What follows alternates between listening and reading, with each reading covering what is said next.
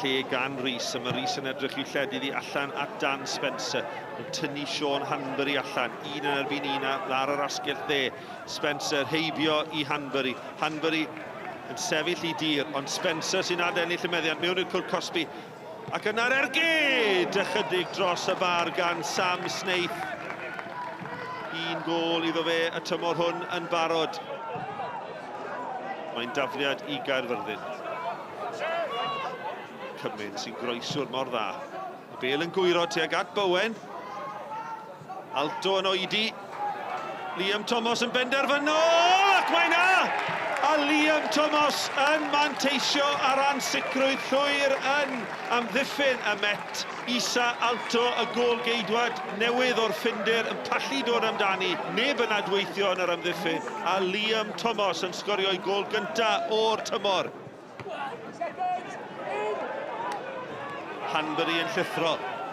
Spencer yn gwibio tuag at Lee Sermon mewn i'r cwrt Cosby. O, taran o ergyd gan Dan Spencer yn cael ei harbed yn wych gan Idzi.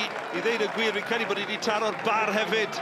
Ond yr arbediad yn un rhagorol wrth i Lee Idzi hedfan trwy'r awyr i'w harbed hi.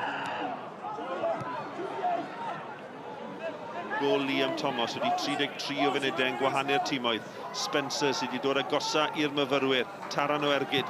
A mae fe sy'n croesi'n wych! O, Sam Snaith! Fe oedd agosa, fe oedd yn glir, ond yn penio heibio'r postyn.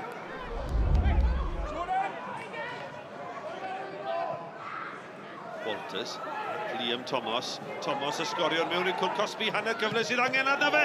Mae'n cael ei harbed gan Alto, mae'n taro'r bar! A Mael Davies sydd yn o'i rwyddo i ddyblu mantais Caerfyrddin. Y tro cynta maen nhw wedi ymosod yn yr ail hanner cyfle i Liam Thomas, i ergyd yn rhy dwym i Alto, yn taro'r bar.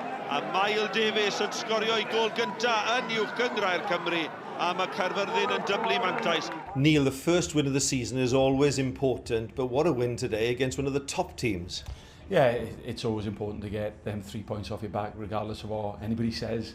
There's always a bit of pressure until you get a win, so just delighted to get the 3 points on the board. Would you agree it was a bit of a smash and grab raid? Yeah, you know, we've done our homework on them. We'd worked on a couple of things in the change room, and we spoke about how we wanted to play. And you know, sometimes you get a bit of luck, but I thought overall the spirit of the boys was fantastic.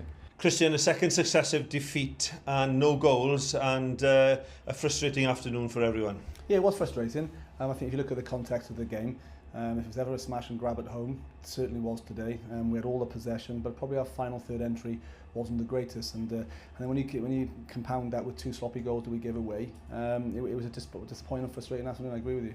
Mael, llongyfarchiadau mawr i chi, 3 phwynt cyntaf tymor a'ch gol gyntaf yn uwch gyngrair Cymru, felly prynawn da i bawb. Odi, fi'n credu bydd yn bwysig cael 3 pwynt heddi, yn wedig ar ôl y perfformiad wythnos diwetha yn erbyn y Seintiau Newydd. A'r gol holl bwysig na'n dod rhyw 20 munud cyn y diwedd. Siaradwch ni trwy'r gol? Wel, i fod yn onest, o'n i'n meddwl bydd yn mynd dros y bar, so o'n i ddim yn disgwyl yn y byd, ond wedyn amser bounce off y barn, wedd e just na, o'n i ffili credu fe, wedd y gol na, just tapo fe mewn na, o'n i ffili credu, o'n i ddim yn gwybod beth i wneud.